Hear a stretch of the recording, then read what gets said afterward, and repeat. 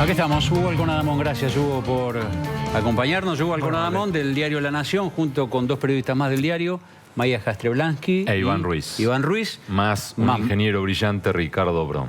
Y Mariel Fitzpatrick, de acá, de Canal 13. Maravillosa. Fueron quienes trabajaron. ¿Cuánto tiempo? Un año. Fue el capítulo argentino de la investigación global. Sí, felicitaciones, claro. porque la verdad que es un trabajo extraordinario.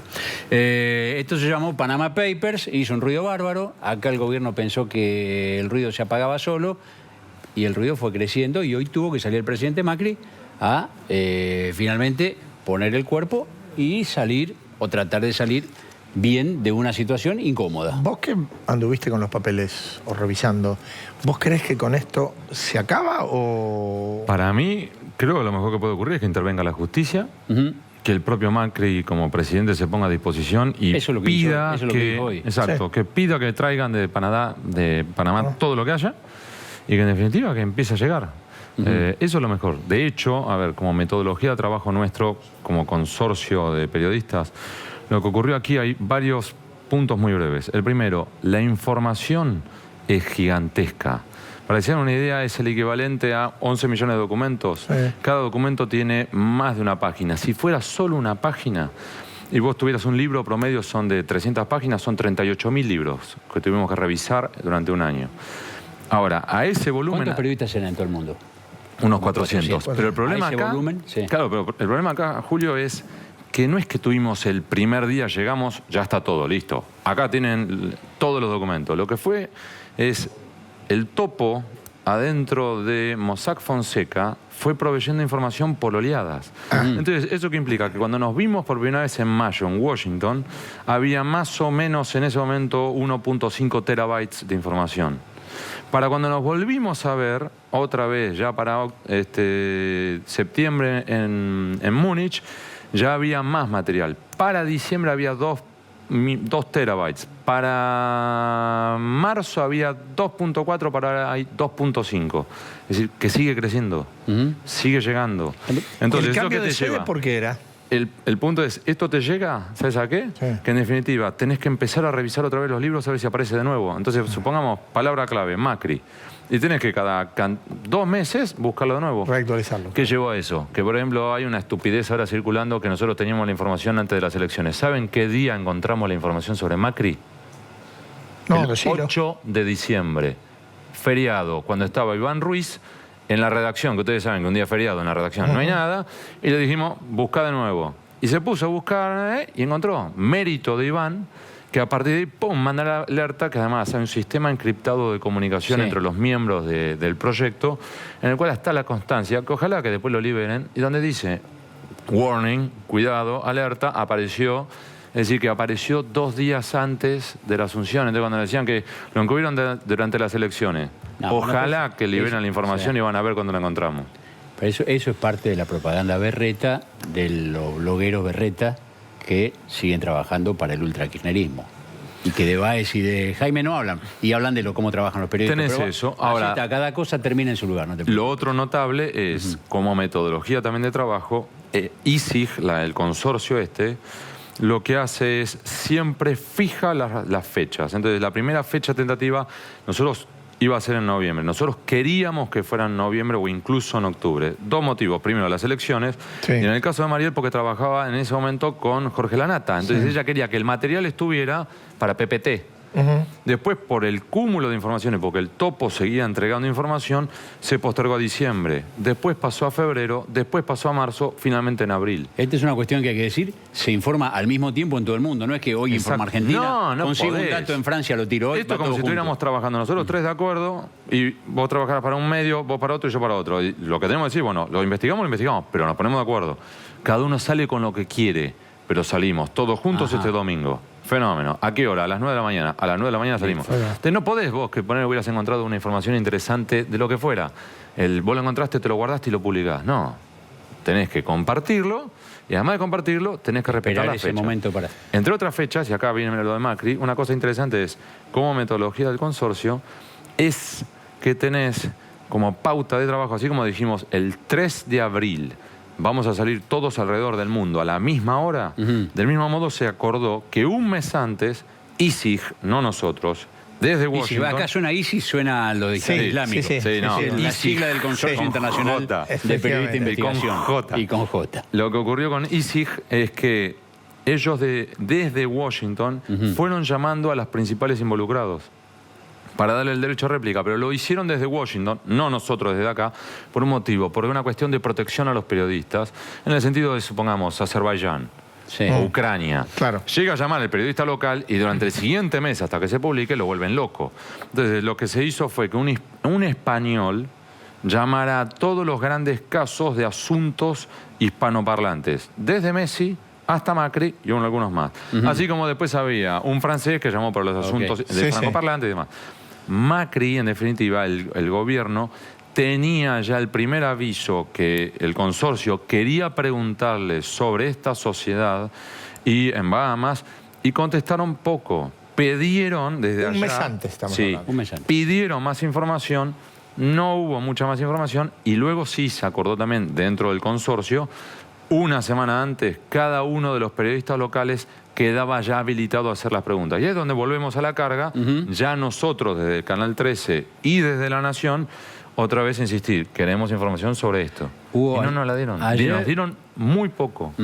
Ayer la vicepresidenta del Consorcio de Periodistas de Investigación, Marina Walker. Marina Sí. Walker, una argentina en Washington, le dice a la corresponsal, a Paula Lugona, la corresponsal de Clarín en Washington, diciendo, bueno, Macri tendría que haber explicado más cosas, ¿eh? Nosotros preguntamos así, no, los políticos no tienen que meterse en los paraísos fiscales, pero también le dice, de lo que nosotros hemos visto, no hay pruebas de que Macri haya quebrado la ley. Aquí- Eso es una impresión de ella, es una posición del consorcio de periodistas, es una impresión que vos compartís. No, lo que tenés aquí, yo coincido con esa visión y a su vez también planteo es necesario aquí que la justicia termine de pedir la información. Porque nosotros lo que tenemos aquí es como cuando vos estás viendo algo desde una ventana. Es decir, nosotros logramos entrar y ver la documentación a través de la ventana de Mossack y Fonseca. Con lo cual nosotros vemos lo que Mossack y Fonseca Claro, podía ver. claro. Ahora, si hay mucha más información alrededor de esa sociedad, nosotros no la tenemos porque Mossack no la tiene. Con lo cual, ¿qué pudo informar el grupo de Macri a la FIP? No lo sabemos. ¿Qué pudo informar Macri a las autoridades de Bahamas o a... No lo sabemos. Esa es la información que falta aquí entregar. Y que sería interesante tenerla. Decime, entre el lote que han investigado o que han visto, ¿ha quedado algo sin divulgar o de lo Sí. que ustedes consideran Sí. trascendente está todo? No, hay una mezcla, una combinación de factores. La primera, si querés como una autocrítica, Sí. lo que ocurrió fue que el domingo 3 de abril, cuando los 400 locos empezamos a tirar granadas al mismo tiempo, Sí.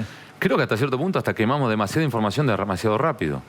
Porque tenías, por ejemplo, a Vladimir Putin Sí. en Guardian, a el Confidencial de España con Messi, nosotros con Macri, tal otro con no sé cuánto. Claro, y al final era yo, por ejemplo, que formo parte del consorcio, todavía no escribí el apellido Putin en ninguna de mis notas. Pero porque no me dan los tiempos, ya fue escrito, ya se publicó. Sí, claro. Entonces, ya está. Eso tiene que ver con que cada periodista en cada país publica lo que Claro, le pero resulta entonces de eso más como cuando interés. vos de repente haces una hoguera demasiado rápida Sí, y bueno, pero ¿qué tiene, más? tiene la Cartuchos. ventaja que el tamaño de la hoguera te permite acceder a un volumen de información y después cada uno hace su fueguito aparte. Exacto. ¿no? Y entonces, en esa línea, a su vez, reitero lo que dije al principio, el topo sigue. Hay más. Y el topo sigue mandando información. Ahora, ¿eso qué implica? Otra vez, como un enano japonés, tenés que ponerte a buscar. Volverá, claro. Macri. Entonces, ¿qué puede ocurrir? Que vos volvés a buscar hoy Macri, hoy no aparece nada. Y para dentro de Dentro de un 6 mes, meses sí. aparece. ¿o no? Claro. Efectivamente. Entonces, del mismo modo, nosotros estamos peinando nombres y siguen Sí. apareciendo algunas cosas que vos decís, epa, vamos a buscar esto. En el buscador, Epa. no te pregunto cuáles, pero en el buscador pones solamente Macri o pones algunos otros No, nombres. mérito de este ingeniero, por eso lo remarqué antes, El Julio. ingeniero, no el ingeniero Macri. No, el ingeniero. mérito del ingeniero Usted- Ricardo Brom, que es un cráneo maravilloso. Si nos lo llegan a robar para Clarín, los voy a buscar a los dos. Difícil. Sí. No creo, yo no tengo intenciones. Bien, lo que ha hecho Ricardo es una megabase de datos que no está conectada a Internet, con lo cual no es craqueable, que a su vez lo que ha ocurrido ahí ha volcado mucha información. Mucha. Y ha armado entonces su propia base de datos, con la cual cuando nosotros, por ejemplo, accedemos a esta del consorcio, le decimos es, crucémosla. Y entonces La tenemos de los un 400 sistema- periodistas con la Claro. del ingeniero Brom. Ahora, y ahí... decime... Entonces es un sistema automático que de repente tac, te saltan alertas como diciendo, uy, apareció esto. Otra uy, de las Pero cosas- vuelvo a preguntar. otra- Además sí. de Macri pones otros apellidos en la búsqueda. Y debemos tener cerca de, no sé, porque me voy a equivocar con respecto a Ricardo, pero yo creo que debemos estar superando los 20.000. Solo de apellidos. argentinos. Sí. Solo de El Argentina. problema también con eso, que es obvio, es hay mucho pirata que no es que aparece con nombre y apellido. Y aparece Juan González, número de DNI, número de pasaporte, fecha de nacimiento. No, lo que muchas veces ocurre aquí es que, por ejemplo, llega una persona, Remigio López, costarricense, como apoderado de una sociedad de Isla Caimán, controlada por una sociedad de Curazao que quiere abrir una sociedad en Delaware. Entonces, al final vos lo único que tenés es el nombre de un costarricense. Lo que vos no sabés que sabés- ahí hay truchada, pero tenés pero que, no sabés de quién. No tenés que de y quién. podría llegar a ser de un filipino, o de un japonés, o de un político argentino. Obvio. ¿Y cómo hace para reconstruir? No, claro, otra de las cosas que se comentaba, que como vos dijiste, lo de la supuesta protección de la fecha por las elecciones, otra cosa que se comentaba es decir, bueno, habrían aparecido muchos nombres de empresarios argentinos que no fueron divulgados por protección a los empresarios. No, tampoco. Lo que tenés ahí es, estamos sí evaluando una dinámica doble, que es exactamente lo mismo que nos pasó con HSBC. Yo también trabajé esa lista, los 4.400. Y lo mismo nos pasó con Wikileaks. Y ahí es, primero, va a determinar ISIG si se va a publicar todo o no, no nosotros. Uno. Dos, ¿Cuáles son los criterios? es, por ejemplo, si son personas políticamente expuestas o no, Ah. si tienen relevancia pública o no. Y además, por ejemplo, en el caso Wikileaks, mucha gente criticaba por qué no se había publicado. Les voy a dar un ejemplo bien concreto. Si se hubiera publicado toda la información de Wikileaks, todos los cables confidenciales, ¿saben lo que hubiera aparecido? Los nombres reales y encubiertos de los operativos de la DEA haciendo investigaciones sobre narcotráfico en la triple frontera, Sí. con los nombres reales y ficticios. Eso que hubiera implicado, primero, el operativo se hubiera caído esa misma Claro, noche, y segundo, esos agentes, darlos por muertos. Uno. Dos, en el caso del HSBC, si uno dice, bueno, 4.400 argentinos, ¿cuántos de esos eran realmente relevantes? Porque son personas políticamente expuestas o son personajes públicos. O por el contrario, si vos decías, por monto, elegilo vos como quieras, o hubiéramos dicho al revés, publiquemos todos. Publicamos todos los nombres, los 4.400, en el website del Diario de la Nación. ¿Qué hubiera ocurrido? Que vos tenés un montón de personas que, número uno, vos tenés a un secuestrador que te dice, gracias, Diario de la Nación, me entregaste la lista de los 4.400 personas a las cuales tengo que secuestrar. Número dos, la lista del HSBC está actualizada del año 2008, con lo cual vos podrías tener una persona, supongamos una dueña de una, no sé, lo que vos quieras, un club de pádel. Y vos tendrías, entonces, con información del 2008, que supongamos apareciera con $100.000. Y si esos $100.000 los perdió porque se fue a la quiebra el club de pádel, y cuando entonces le secuestren al hijo, y entonces va a decir, yo no tengo ese dinero, ¿y qué le va a responder el secuestrador? Sí. Según el Diario de la Nación, sí. Entonces, No, está claro. hay todo este tipo, y lo mismo pasa ahora con esta, que tenemos que ser muy cuidadosos, y en eso estamos verificando los empresarios sí hay empresarios, pero estamos verificando si esas sociedades están declaradas, si a su vez esas personas tienen algún tipo de sospecha, porque si vos decís, mira, sos un empresario grande, que tenés una fábrica de zapatillas elegí vos, Mendoza, y no que estoy señalando a ningún fabricante de zapatillas de Mendoza, claro, sino que es, sí, tiro como ejemplo. Ahora, si esa persona no tiene vínculos, no tiene sospechas de ser testaferro de nadie, ¿por qué vamos a publicar ese nombre?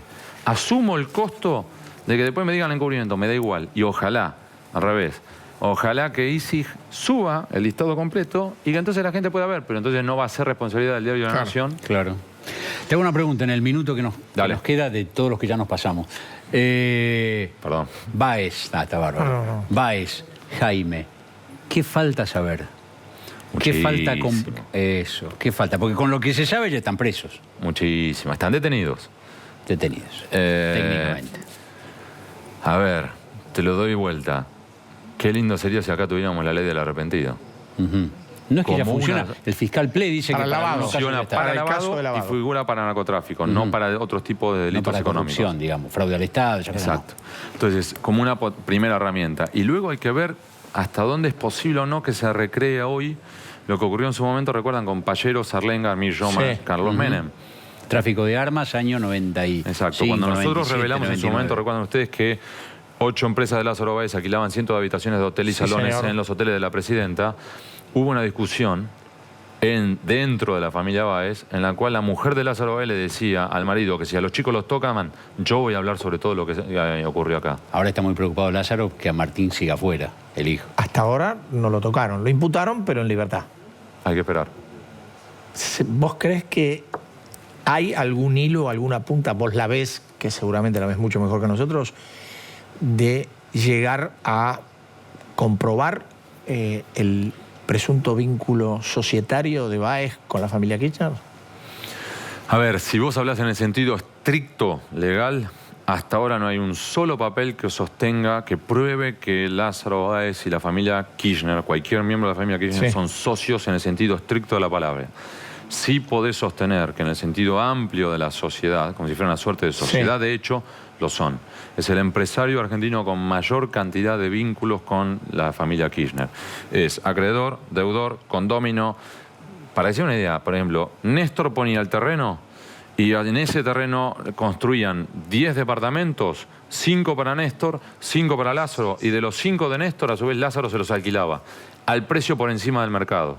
O, por ejemplo, la casa donde vivía Néstor Kirchner con la familia, salía de ahí, para irse a Calafate se la compraba Lázaro. O tenés préstamos que le entregaba Lázaro Báez a la familia Kirchner, de, por ejemplo, en su momento eran 8 millones de pesos, no de dinero de hoy, Sí, sí. sino de hace 10 años, a 0% de tasa de interés. Qué generoso. Y eso, a ver, esta descripción que vos haces, ¿vos crees que tiene anclaje judicial? Sí, ¿Es judiciable? Sí. De hecho, los hoteles de la presidenta es una de las investigaciones que más dolores de cabeza le ha dado la presidenta. Y recién empieza. Gracias. Hugo, muchas Buenas gracias. noches.